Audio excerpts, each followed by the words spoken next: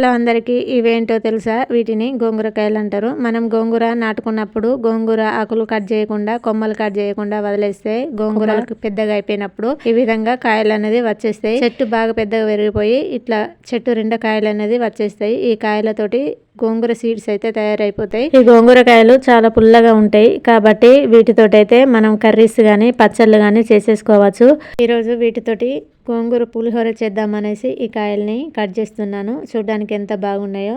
Sudden గా చూస్తే strawberry fruit అయితే గుర్తుకొచ్చేస్తుంది కదా. గోంగూర పులిహోర కోసం గోంగూరకాయ ఇలా తొలలన్నీ తీసేసుకొని ఒక ప్లేట్ లో వేసేసుకోవాలి. ఇలా రెడ్ గా ఉన్న వాటినే తీసేసుకోవాలి. మిగిలిన ఈ గ్రీన్ కలర్ కాయల్ని ఎండలో పెట్టేసుకుంటే వీటిలో సీడ్స్ అనేది బయటకు వచ్చేస్తాయి. ఆ సీడ్స్ ని మనం భూమిలో నాటుకుంటే మళ్ళీ గోంగూర అనేది మొలకలు వచ్చేస్తాయి. గోంగూర ముక్కల్ని ఇలా 2-3 సార్లు నీళ్ళల్లో కడిగి ఒక ప్లేట్ లో వేసేసుకోవాలి. తర్వాత గ్యాస్ ఆన్ చేసుకొని ఒక కడాయి పెట్టేసుకొని అందులో ఒక పావు వరకు నూనె వేసేసుకోవాలి. నూనె వేడెక్కిన తర్వాత ఈ కడిగి పెట్టుకున్న గోంగూర ముక్కల్ని వేసేసుకొని మీడియం ఫ్లేమ్ లో 2 నిమిషాల పాటు వేయించుకోవాలి. ఇలా వేగుతూ ఉండగానే ఇది తొందరనే మగ్గిపోయి జెల్లీలా తయారైపోతుంది. ఈ విధంగా జెల్లీలా తయారైపోయిన తర్వాత మిశ్రమాన్ని అంతా ఒక సైడ్ కనుక్కోవాలి. వీడియోలో చూపించిన విధంగా అదే ప్యాన్ లో ఒక సైడ్ కనుక్కుంటే సరిపోతుంది. ఈ విధంగా వీడియోలో చూపించిన విధంగా ఆయిల్ అంతా ఒక పక్కకు వచ్చేసింది. తర్వాత ఒక గుప్పెడు పల్లి, టేబుల్ స్పూన్ ఆవాలు, టేబుల్ స్పూన్ జీలకర్ర వేసేసుకొని అవి కొంచెం చిట్పటలాడిన తర్వాత 4-5 పచ్చిమిర్చి చిలుకలు వేసేసుకొని దంచిన ఎల్లిపాయ పేస్ట్ కూడా వేసేసుకొని కొంచెం కరివేపాకు వేసేసుకొని ఈ మిశ్రమాన్ని అంతా ఒక్కసారిగా కలుపుకోవాలి.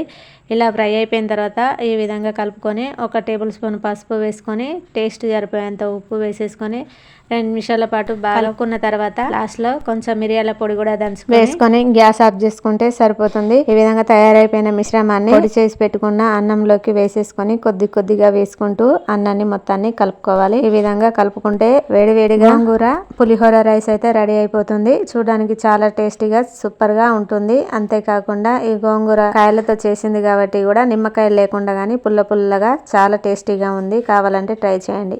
ఇంతకీ మీరు ఎప్పుడైనా ఇటువంటి కాయలతో చేసిన రెసిపీలు ట్రై చేసిరా? ఈ వీడియో నచ్చితే నా ఛానల్ ని సబ్స్క్రైబ్ చేసుకోండి, లైక్ చేసి షేర్ చేయండి. Thank you friends.